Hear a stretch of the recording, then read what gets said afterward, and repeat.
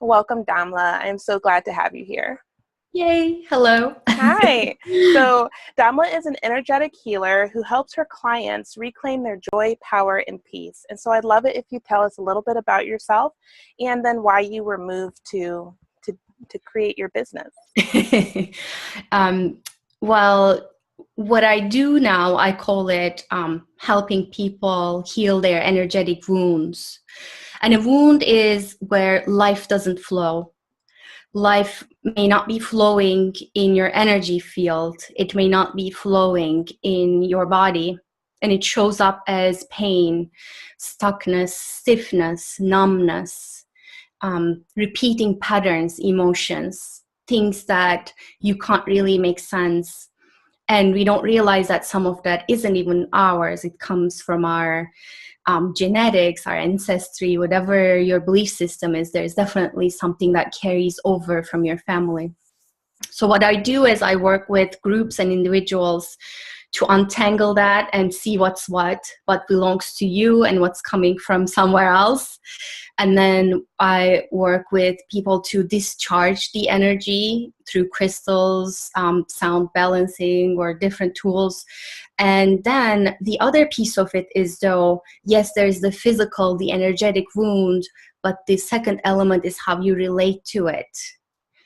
So it's not enough to just change the charge. You also need to change your relationship to it. So that's the work I do. And you can find all of that. My website is called adropofom.com. I'd love to get in touch with you and the listeners. Feel free to reach me. And I'm holding this beautiful women's online virtual circle at a Facebook group called Chakra Bliss Party. There are wonderful, amazing, wise women there that we talk about healing wounds, how to create bliss, our vulnerabilities, a lot of things. So I would love to have people stop by. Again, that is Chakra Bliss Party. Fantastic. So I know in your work that you help guide clients to, like I said, finding their peace, finding their joy, unburdening themselves, and creating beauty. So I'd like to hear, tell me about that. Tell me about why it's so important. Yes. And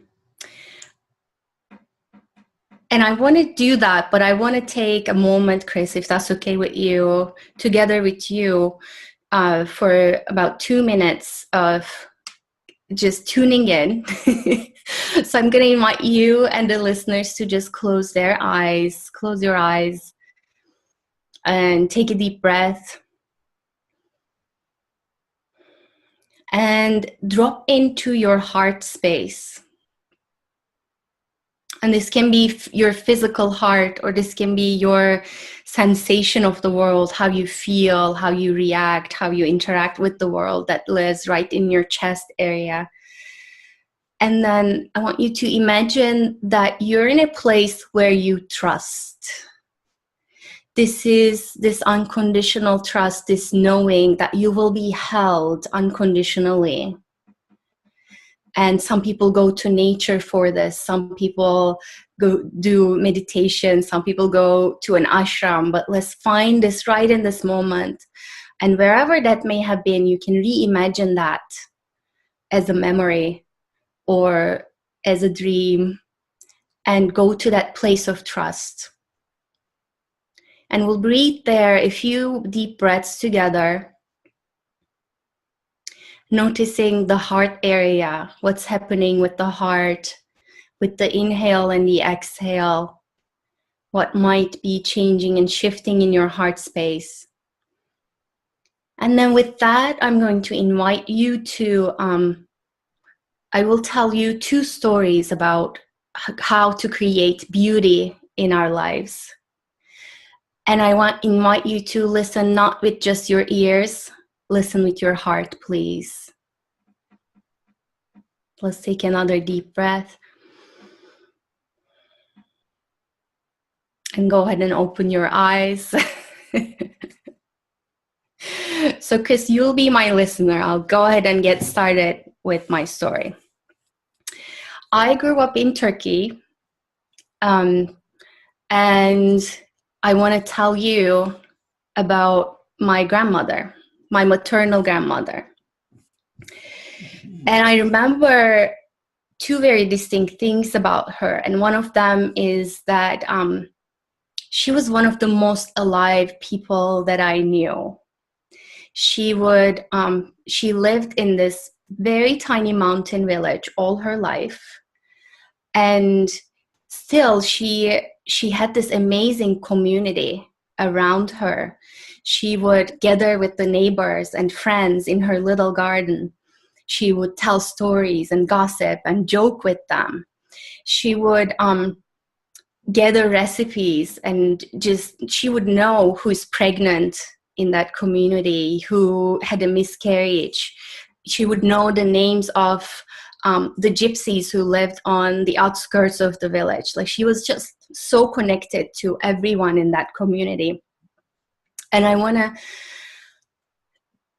tell you a bit more about her background, because as I look back now to like how alive she was, like she would crack jokes and she would interact and she would love to talk to people. But now when I look back, it doesn't make sense. It didn't make sense for her to be that happy, and you'll know why. So my grandmother grew up, actually she was born in Bulgaria in 1935 when she was about 5 years old. She and her family, she was an only child, so her mom, her dad, they migrated with a group of Turks to Turkey. And on that journey, her mother passed away. She got sick on the road. My great-grandfather, her father, was a goat keeper. So very, very humble living. So they came and they relocated to this tiny mountain village in Turkey. And then her father went on to get married. He actually got married 6 different times throughout his lifetime. He never had another child though. So my grandmother, not only did she relocate from one country that she knew, the home, to another, on the journey she lost her mom. And then she just went from home to home to home to home. And at 19 years old, she was matched to my grandfather. They got married. And in just 1 year, at 20 years old, she had my mother. So between 1952 and 1961, the time span of 10 years, she had 5 children. And you have 5 kids, no? Yes. So she was, through that 10 years, she was either pregnant or nursing, and at the same time taking care of small children, which, I mean, you know, it's manageable. People do it. I know you do it. But she also was in an abusive relationship. My grandfather was very verbally abusive. And I know that because I remember. And that's the extent that I know. I don't know if that reached more to physical abuse. I don't know. But I know that they had a huge age gap, and there was constant verbal abuse, cursing, belittling, and like everything that my grandfather was frustrated about life, he would take it out on her. So among all of this though, she just maintained a cheerful attitude. I don't know if that's when I came along and she had changed her outlook on life. And this is not to paint a rosy picture and say she's this perfect woman, you know. By the way, Chris, I'm not able to hear you. Yeah, I have it on mute just because there's a lot of background noise. I'm sorry. No problem. So anyways, she had a lot of superstitions. She had these certain stories in her life. She never finished elementary school. So that was another layer. So But through all of this, though, I remember her, when I picture her, she's in her garden. And I'll tell you a little bit about her garden too, with her neighbors and she had 5 daughters, her daughters, and the grandchildren surrounding her, having tea and coffee and a conversation and laughter. That's how I remember. And the second thing I remember about her is her garden. She loved roses. And I don't know how she decided to do this, but through my childhood, like, we would go and visit every summer, every holiday, and I remember these like almost 20 different types of roses. I remember her watering them, talking to the roses, telling me how one rose is doing better than last year and how one rose isn't doing so well, and where she got them from. She basically, again, I don't know how this started, but she decided she needed roses around her. So she would ask, so remember, this is a very, very remote village, and it's a harsh winter too. But she would, from her daughters who would go out to the city, she would ask them to bring her roses, but to plant. She would ask every visitor coming to the town to get her a different type of rose. And she didn't have planters. The village is very famous for making cheese. So they would get these huge rectangular cheese crates with like very ugly things on them. But she would just wash them out, make holes at the bottom and plant the roses. And then when it was spring, she would have all of the planters painted in white. So she, in the middle of nowhere, practically, in a very remote village with very humble means, she created this garden for herself. And in that garden, she shared herself with the community that she had. And to me, that is creating beauty. You take something ugly, you take whatever you have, and then you put love to it. And you create something new. And you reach out to people with love. You pull them around you. I love that story. I mean, it's so beautiful on so many different levels. And I think so often, especially, American culture, we very much put a lot of value on beauty being tied to how much money we have, how much stuff we have around us, and that we kind of lose that ability to create that beauty on our own. And so I think, that's such a beautiful story. All right, I'm coming to my point. Bear with me. I have one more story. And this is, again, from Turkey, but this is recent. Last month, my husband, my daughter, and I, we took about 6 weeks, which we do almost every year, to go to Turkey and see friends and family. And we try to get back in touch with as many people as we can.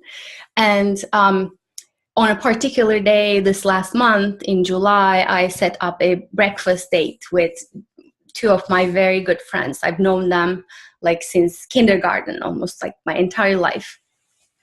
So, and in Istanbul, transportation is fun and tricky. And I just hopped, it was actually this time easy. I just hopped on, instead of a bus, they have these minibuses, which are like these tiny buses. And then there are very few seats and people stand and they go from place to place.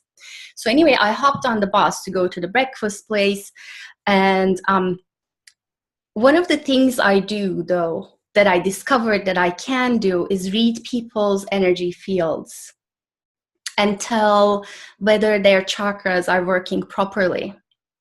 So you can think of the chakra as this vortex that is turning in your throat and in the main energy or electrical areas in your body. And its main point is just like the think of the water going down the drain in your bathtub. It creates a vacuum in the middle and it sucks energy in and then redistributes it. And at first I was measuring them with my pendulum, and then I realized I can look at a person, I can think about them, and I know what their energy states are. You're all open, by the way, which is good. You know what you're doing. So, and I do this just as an exercise. When I'm out and about, I would just look at people and just check out their energy fields. So this particular day, as I'm sitting on the minibus going from one place to another, and there's nothing much to do, and this young couple just hops on. So the bus stops on the side of the road and just picks up people. And it's this, like, they're in their 20s, you know, this young couple, they're standing up. And I just looked at them, and I just, you know, did the measurement or the assessment. And the young woman was, I call it beyond open, because when all of your chakras are healthy and working properly, that's when you know where you are in life, who you are, what you stand for, and you are doing, you know what your purpose is, right? A lot of like managerial type people are like that. Or someone who knows exactly where they are and they're okay with it. That's all open. But then when I see or sense beyond open, that to me is a connection through the 7th chakra, and that's being in service. Not only do you know where you are in life, but you're doing it as a means to an end, as a way to serve people. And this young lady was beyond open on a public bus in Istanbul. Her partner wasn't, but who knows? Anyhow, so I'm looking at them, and at first I didn't realize like what the relationship might be. And then like I saw them looking at each other, smiling, and like public display of affection isn't very common in Turkey, especially if you're coming from a more constricted mindset, if you will. But anyways, like they would just touch the fingertips of each other or whatever. And she was in love. This woman, like I could tell she was in love with this man. And it just dawned on me that being in love opens you up to being in service. Because another thing we need to realize is that, so when you align your chakras, when you're resting in that open space, when you create that alignment with yourself and the universe, you're not only helping yourself, you're helping everyone else. So she, by being in love, was being of service to everyone in that minibus, because she is reflecting light just by being in love. Okay. So I hopped off the bus. I went to the breakfast place, which is this gorgeous place by the sea, beautiful view, very classical Turkish breakfast, which I recommend everyone do in their lifetime. So we sit down. My friends got this beautiful seat by the water. And one of them, just a couple months ago, she lost her father. And and again, this is habitual. And I wanted to check up on her. I wanted to see how she was doing. I measured her, and she's beyond open. So she's telling me, we started to talk, you know, I measured her, and I'm asked, like, how are you doing? She started to tell me how, like, she used to cry every day for a couple weeks, and then it turned into once a week. And then now every time she remembers her dad. And then she also told me how she finds comfort in knowing he changed dimensions. And throughout that, I'm checking her again. I'm checking her. She's beyond open. She's in this time of struggle and pain and grief. She's beyond open through her love for her dad.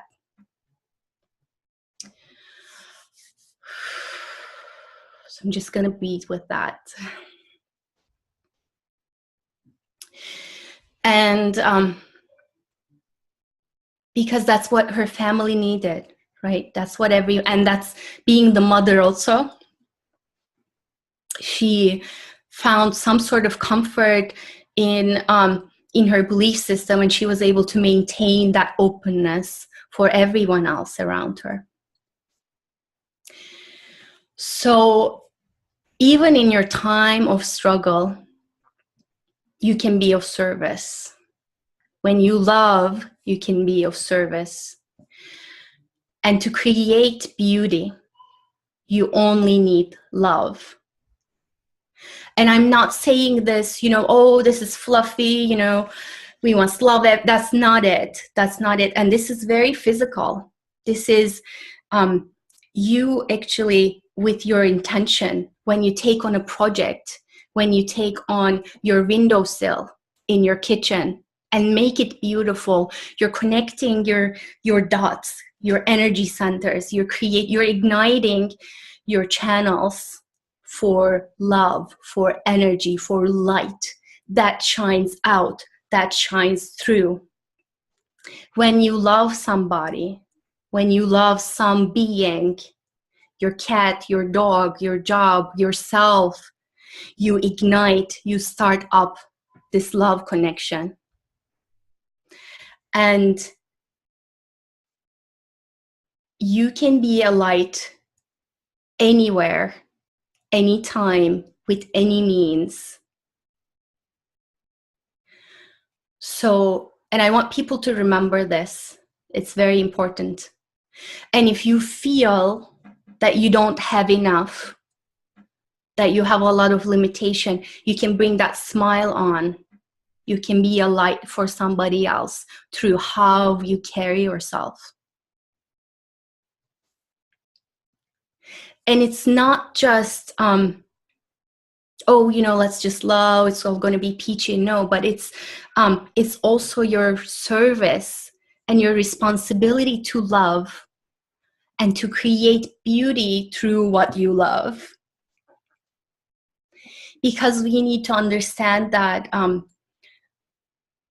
when you're all open, when you're beyond open, when you're in that element of being absolutely in love with something, you are luminous. Your energy centers are luminous. This is real. This is electromagnetic or by a photon. You can look into this. You can search it.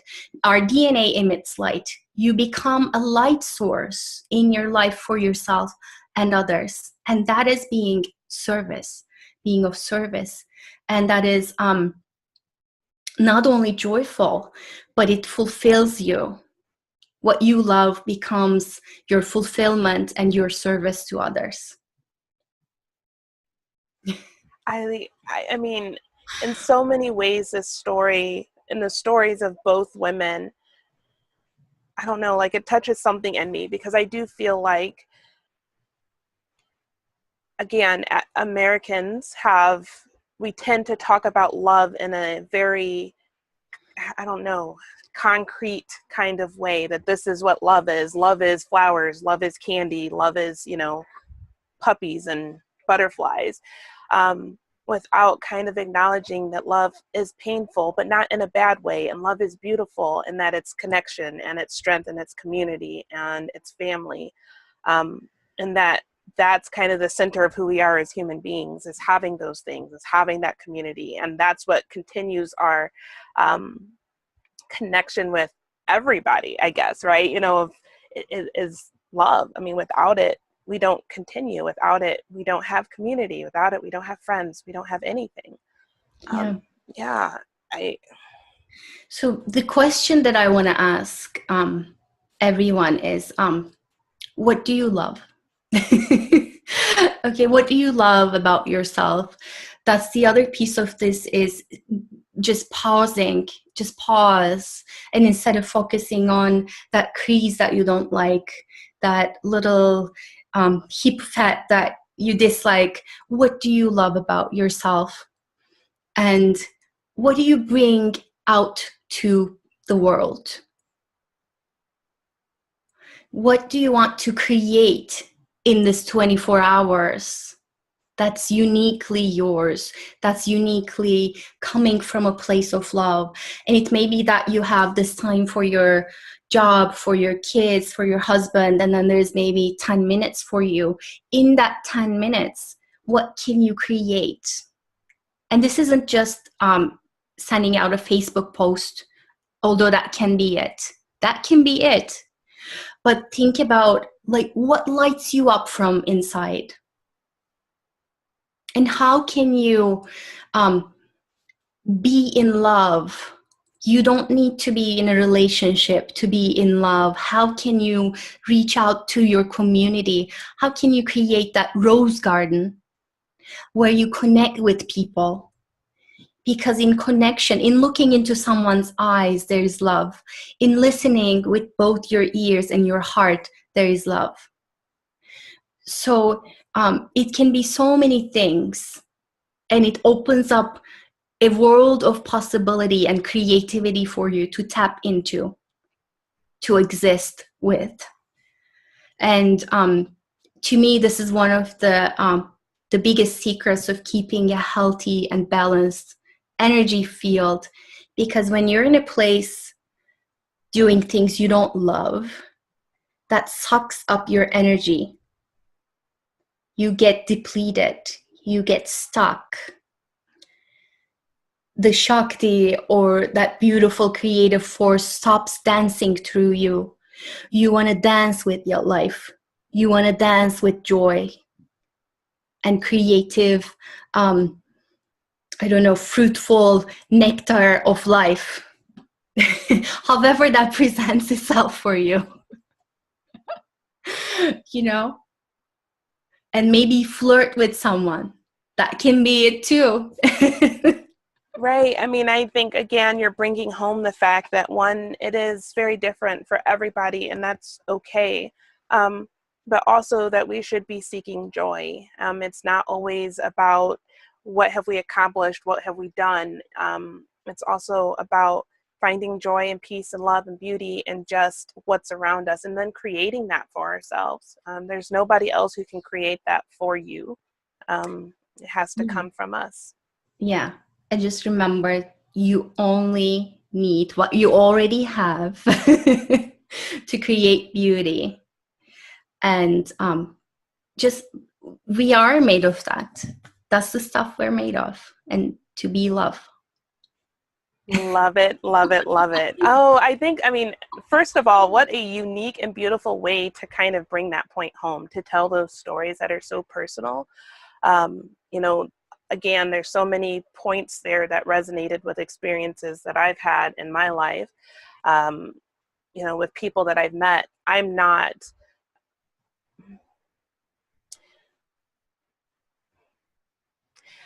I am not someone who feels like I could look at someone and know, I can't see auras, and I don't have that. And at least I don't think I do have that in me. But on the other hand, I feel like being able to have that vision of how people are interacting with life can help us shift how we're interacting with our own. And so you sharing their experiences and what they've gone through, and then also how they're using it to create beauty is, I don't know, it's a very strong and powerful testimony to me. Yeah. Yeah. And for moms too, think about how many moments during the lifetime of your child you are creating beauty just by looking at them, just through that connection. That's powerful too. That is, and it's so simple and something that we don't think about. I get caught up in the same thing. I need to do more. I need to give something. I need to give them something physical. But I think what I remember most from my mother, and what most people I think remember from their parents, are not what they got from, physically. It's like you said, a look, a kiss, a hug, an experience with that person. Yeah. And I think I should clarify the word beauty, because it's not necessarily about something aesthetic. Doesn't have to be something aesthetic, but it's about something that creates that heart connection in you, that ignites you to be the light source that you are, and you project that out into the world, right? When you find that, and that can change too. Over time, that can change. You may start out with liking and loving something and change into something else. That's completely fine. But we keep seeking, we keep reigniting and reconnecting with the heart space. Because otherwise, what's the point? Very true. I'm glad that you did clarify that. I mean, I think a lot of people would probably intuitively know that it's beyond just what it looks like. But yeah, thank you very much for clarifying. So you had already said that people can find you at adropofom.com. And then what types of things will they find if they go to your website? They will find what's in my heart right now. Although I seem to add to it and evolve it and change it in ways I can't really see right now. But currently what I do is I clear and balance chakras and energy fields using crystals.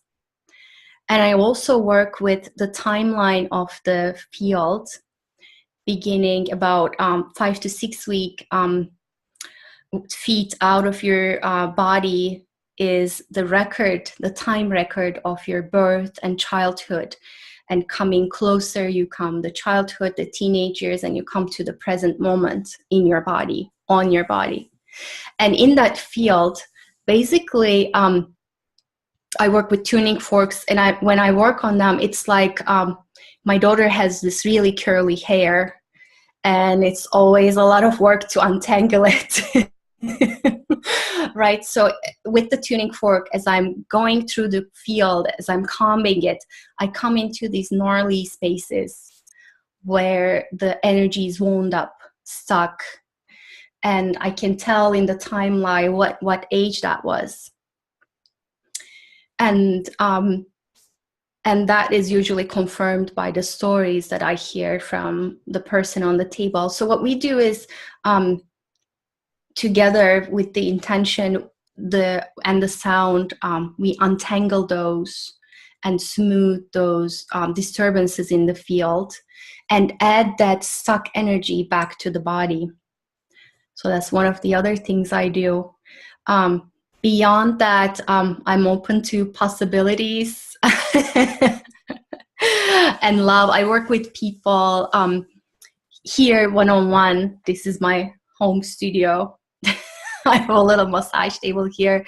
I work with, I partner with yoga studios and do group healings and group work. I'm actually taking a group of women to a sacred site, one of the chakras of the earth that's close to us here in New Hampshire. And everything I do, I also do over in the internet. I meet with people over Skype. And the other piece of that is how you relate to the wound. For that, I work one-on-one because that's very personal, that's very unique to everyone, to find what would best suit you to change that relationship, because that relationship informs our choices a lot, the story and the pain from the wound. And it changes when you're able to look at it in a different way, from a different vantage point.